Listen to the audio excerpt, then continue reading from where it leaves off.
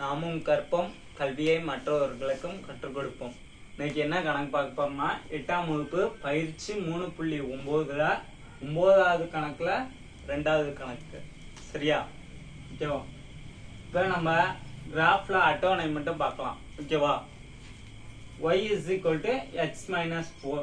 நமக்கு பேசிக்கா என்ன தெரியணும்னா plus into plus is equal to plus, minus into minus is equal to plus, plus into minus is equal to minus, minus into plus is equal to minus. அதாவது சரியா எடுத்துக்கிட்டா அது சரி. ஓகேவா? தவறா எடுத்துக்கிட்டாலும் அது சரி. ஓகேவா? அடுத்தது தவறா எடுத்துக்கிட்டா அது தவறு. சரியா எடுத்துக்கிட்டாலும் தவறு. ஓகேவா? போலாமா? இப்ப நம்ம ஃபர்ஸ்ட் h வேல்யூ நம்ம காமனா அதாவது -2ல இருந்து +2 வரையில எடுத்துக்கலாம். அதாவது -2 -1 0 1 2. ஓகேவா? அடுத்தது என்ன இருக்கு? இந்த இடத்துல x தான் இருக்கு. x க்கு முன்னாடி என்ன இருக்குன்னு அர்த்தம்? 1 இருக்குன்னு அர்த்தம். சரியா? 1 இருக்கனால நான் அந்த வேல்யூ அப்படியே எடுத்து எழுதிக்கிறேன். சரியா? மேல இருக்க வேல்யூ -2 -1 0 1 2. ஓகேவா? அடுத்து என்ன இருக்கு? -4. ஓகேவா? -4 அப்படியே எடுத்து இங்கிட்ட எழுதி.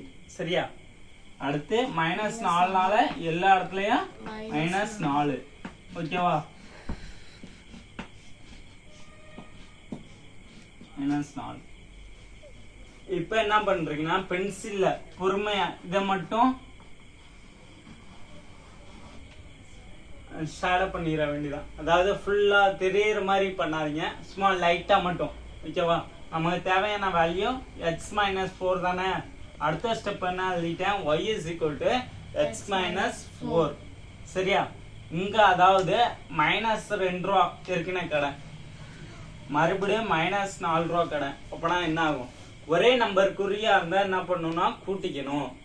அந்த பெரிய நம்பர் குறியா போட்டு கூட்டி போட்டுறணும். இது ரெண்டும் ஒரே நம்பர் குறியா இருக்கா? அப்பனா என்ன ஆகும்? -6. சரியா? அதே மாதிரி இங்க -1 ரூபா கடை, இங்க -4 ரூபா கடை. அப்பனா எத்தனை ரூபா கடை மொத்தமா? -5 ரூபாய். சரியா? இங்க பாத்தீங்கன்னா அடுத்தது இங்க 0. நான் எதுவுமே கொடுக்கல உங்கள்கிட்ட. ஓகேவா? -4 ரூபா ஏற்கனவே கடன் இருக்கு. அப்பனா உங்கள்கிட்ட எவ்வளவு இருக்கும்? -4 ரூபாய். சரியா? அடுத்தது என்கிட்ட இப்ப நான் 1 ரூபா கொடுக்குறேன். ஆல்ரெடி நீங்க -4 ரூபா கடன் வச்சிருக்கீங்க.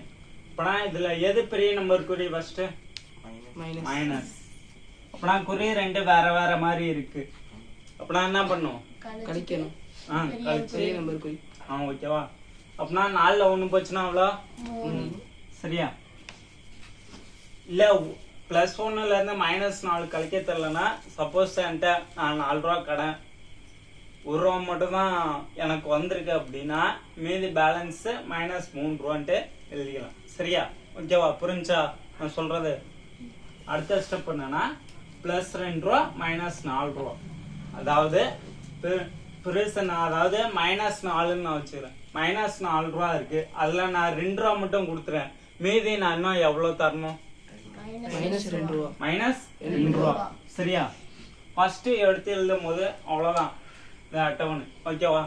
அடுத்தது குறிக்க வேண்டிய புள்ளிகள் எழுதும் போது ஃபர்ஸ்ட் வந்து x வேல்யூயும் செகண்ட் வந்து y வேல்யூவும் எழுதணும். சரியா?